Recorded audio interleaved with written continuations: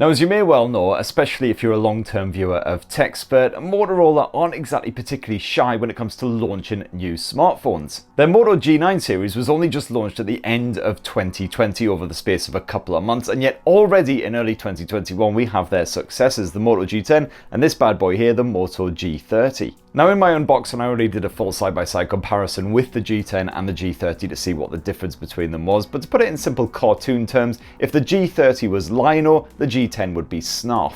It's this here Motorola Moto G30 that's got the slicker performance, the 90Hz display and the 64 megapixel primary camera. Some pretty tidy specs for that £159 asking price. Of course, at this sort of budget price point, you've got some really strong rivals, including the likes of the Oppo A53, the Poco M3, a buttload of Xiaomi smartphones. So, is the Motorola Moto G30 stiff competition? Well, I've had my SIM slapped in this bad boy for about a week now, and here's my full in-depth review. And for more on the latest greatest tech, please do poke subscribe and ding that notifications bell. Cheers! Now, the G30 is a bang average 6.5 inch size with typically chunky bezels, making for quite the hand filler, although the curvature at the edges does at least mean that it's comfortable to clutch. It is a basic plastic construction like pretty much every other budget smartphone you'll find at this price, but it is attractive enough as well for a budget blower. I've got to say I quite like the subtle colour as well. It looks quite sort of dark and mysterious when you look at it head on, but when you tilt it towards the light, and then it takes on this sort of purple hue. And I particularly like the matte finish as well, which means it completely resists any kind of smudges, fingerprints, scuffs, anything like that. So you don't even really have to give it much of a buffing up to keep it looking fresh. But I have noticed a bit of scratching on that arse end though, however, so you will have to use a case with the Moto G30 if you want to keep it looking as pristine as possible.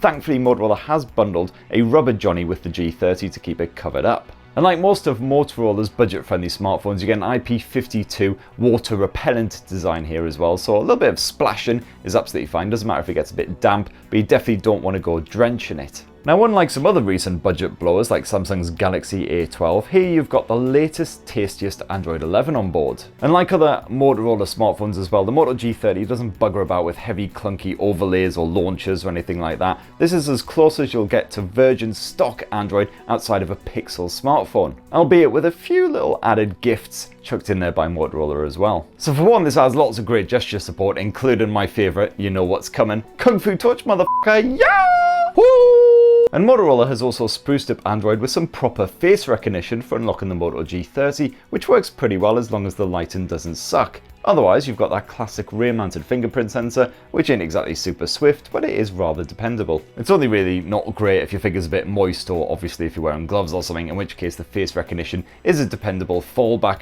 unless of course you're wearing a face mask, in which case it doesn't work, but yeah. I'm also a big fan of the Moto Game Time feature, which is slapped on here as well, which I'll cover in a bit. And then you get all the usual budget shenanigans on here as well, including NFC for your contactless payments. And yeah, there is a dedicated Google Assistant button, as you'll find on a lot of these budget-friendly smartphones from the likes of Motorola and Nokia, but thankfully it's shunted away all the way up towards the top end of the smartphone. Never found that I accidentally pressed it. It's just a shame that you can't reconfigure it to open up a different app that you use quite a lot, because there are plenty of other ways of calling up that bloody Google Assistant. And it's definitely great to see Motorola not being stingy on the storage front either. You've got 128 gigs of space crammed into this thing, compared with some rivals like Samsung who only shove in 64 as standard, and you've got micro SD memory card support to expand that by a further 512 gigs as well, so no worries if you're downloading shed loads of suspiciously large video files. Although that memory card does have to go into the second SIM slot, so you can't have dual SIM and expansion at the same time. So far, so very lovely, but the 6.5 inch IPS screen on the Moto G30 does bring things crashing back to reality,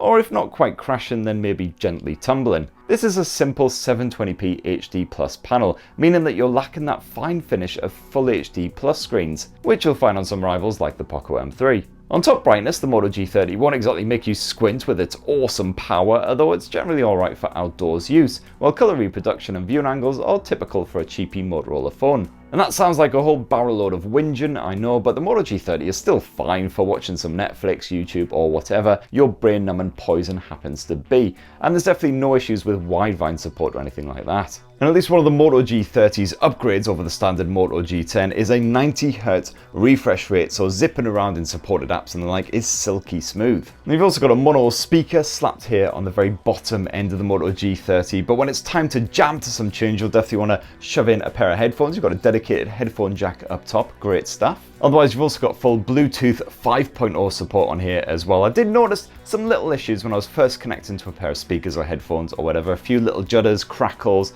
generally lasted a few seconds and then it settled down and it was okay. As for the performance, well, you've got Qualcomm's ever-dependable Snapdragon 662 chipset stuffed inside the Moto G30, which is fast becoming the go-to platform for budget phones under 200 quid. See also the Nokia 5.4, Poco M3, yada yada.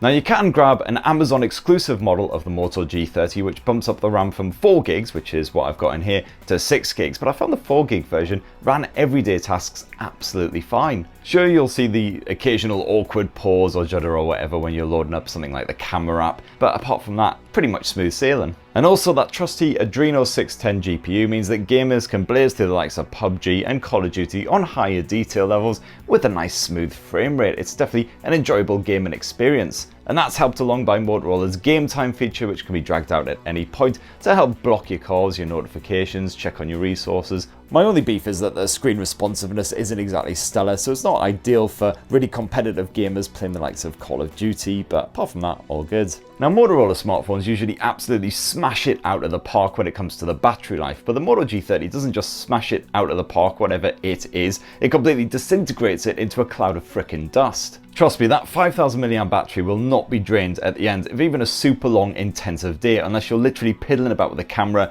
or gaming on the thing non-stop. And just with standard everyday use, you know, messaging, bit of audio streaming, bit of YouTubing, all of that good stuff, it'll generally last you 2 full days between charges. Plus, you know, that 20-watt turbocharging, I believe it is that Motorola calls it, actually isn't bad at all for this budget price point. And finally, for your personal photography needs, the Moto G30 rocks a respectable 64 megapixel quad pixel primary sensor. And this captures decent looking 16 meg pictures by default, occasionally a little bit oversaturated in brighter scenes, but that's pretty typical for this price point. Now, if you want to, at any point, you can actually knock up the resolution to that maximum 64 meg level by using the Ultra Res bonus camera mode. The processing time is quite long, but this can produce some very sharp, good looking pics when the lighting is strong, and it usually counters that overexposure effect, but other times you will end up with a darker, murkier image. Overall though, the Moto G30 works hard to capture worthy shots with minimal effort from your good self. Moving subjects are generally blur free as long as they aren't right up in your face,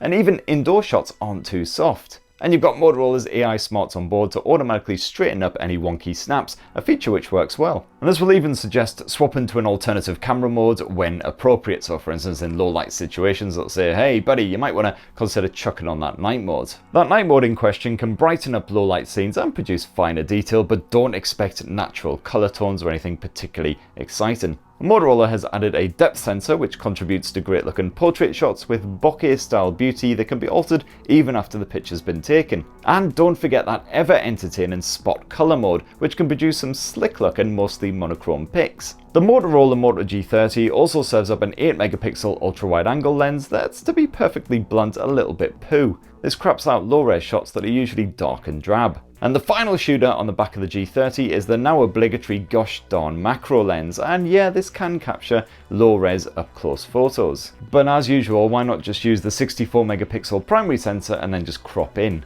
Video capture tops off at full HD level, and while things are shaky as shit, even with the image stabilization active, the results are still fine. I did notice some slight flickering in brighter light, but other technical issues are few and far between, while audio capture is perfectly respectable. You just get the usual distortion whenever a breeze picks up. I gotta say, I'm also a fan of the Moto G30's 13 megapixel selfie cam, which can cope with crappy conditions and also churn out some good looking portrait snaps just like that rear camera. And it can also shoot a tasty bit of full HD video if you're in a bit of a vlogging mood. So that right there is the Motorola Moto G30, and I've got to say the number of upgrades that it offers over the Moto G10, I definitely say it's worth your while if you've got that little bit of extra cash to spare. You get better performance, you've got the better camera tech, and of course that 90Hz display. If you're after that sort of stock Android vibe, then definitely the Moto G30 is one of the better sub £200 budget smartphones around right now. Very strong competition for the likes of the Nokia 5.4. So that's what I think. It'd definitely be great to hear your own personal thoughts on the Moto G30 if you've been using it as your full-time smartphone. Check out my